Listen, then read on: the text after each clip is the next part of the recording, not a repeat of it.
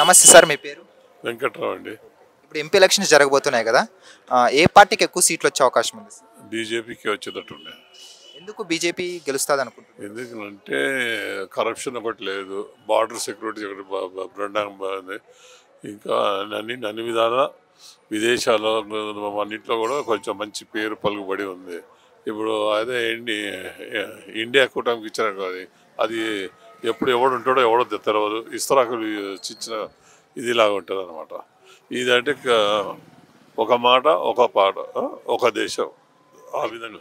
మళ్ళీ మల్కాజ్గిరి నుండి ఈసారి ఈటెల గారు పోటీ చేస్తున్నారు, బీజేపీ అభ్యర్థిగా గెలుస్తారా ఆయన?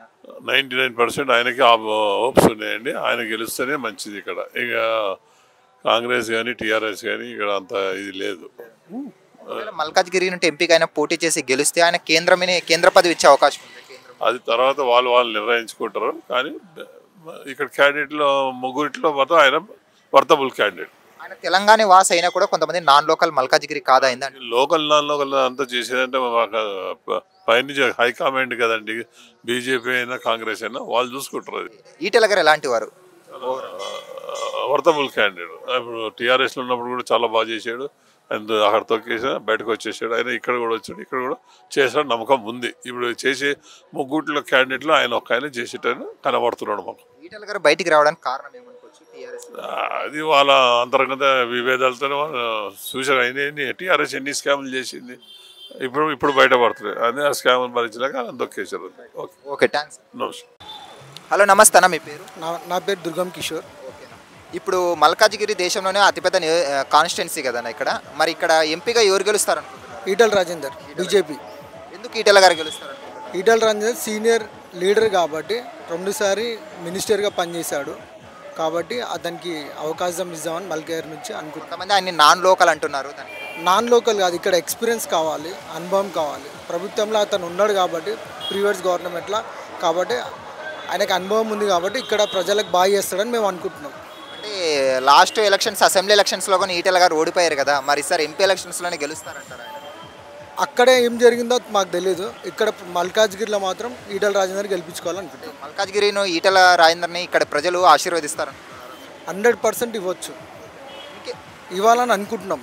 ఒకవేళ ఈటెల గారు ఇక్కడ గెలిస్తే సెంట్రల్ నుండి నిధులు తీసుకొని వచ్చే అంత స్టామినా కానీ అతనికి ఉందంటారు?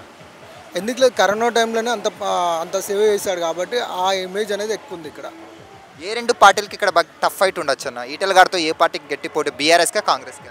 కాంగ్రెస్తోనే ఉంటుంది, బీఆర్ఎస్తో ఉండదు. ఎందుకు బీఆర్ఎస్తో ఉండదు? బీఆర్ఎస్ అనేది పబ్లిక్లో గ్రాప్ తగ్గింది కొంచెం. అంటే ఇంకోటి, బీఆర్ఎస్ పార్టీలో ఉన్న వాళ్ళందరూ వేరే పార్టీలకి మెయిన్గా కాంగ్రెస్లోకి ఇలా వెళ్తున్నారు. దానికి ఏమనుకోవచ్చు, కారణం ఏమనుకోవచ్చు? కేసీఆర్ ఒక వర్క్ బట్టే వాళ్ళు వెళ్ళిపోయారు అనుకుంటా. మీరు అన్నట్లు ఒకవేళ ఈటెల గారు గెలిస్తే సెంట్రల్లో ఏమైనా కేంద్ర మంత్రి అయ్యే అవకాశాలు ఏమైనా కనిపిస్తున్నాయి? ఇంకా మంచిగా అనిపిస్తుంది కదా, మల్కాజ్గిరి నుంచి ఎంపీగా గెలిచి సెంట్రల్ మినిస్టర్ కావాలని పబ్లిక్ అనుకున్నప్పుడు 100% వాళ్ళు ఇవ్వచ్చు ఛాన్స్. కానీ ఎక్కువ మెజార్టీ రావాలని అనుకుంటున్నాం. వ్యక్తిగతంగా ఎలాంటి వాళ్ళన్నా ఈటెల గారు చేసే సత్తా? ఇప్పుడున్న ఈ ముగ్గురు candidate Etela Rajender best candidate. ఇంకోటి తెలంగాణ రాష్ట్రంలో ఇట్లా మంచి క్యాండిడేట్, మంచి క్యాండిడేట్.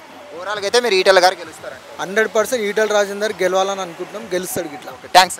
ఒకప్పుడు టెర్రరిస్టుల విధ్వంసాలతో, నక్సలైట్ల దాడులతో దద్దరిల్లిన నా నేల ఈ రోజు ఎక్కడా ఉగ్రవాదుల దాడులు లేకుండా, మతం పేరుతో మారణ హోమాలు లేకుండా ప్రశాంతంగా ఉందంటే కారణం మోదీ కాదంటామా? కమలం గుర్తుకు ఓటేద్దాం, బీజేపీని గెలిపిద్దాం. మోడీ మన అందరి నేస్తం, బీజేపీనే గెలిపించేద్దాం.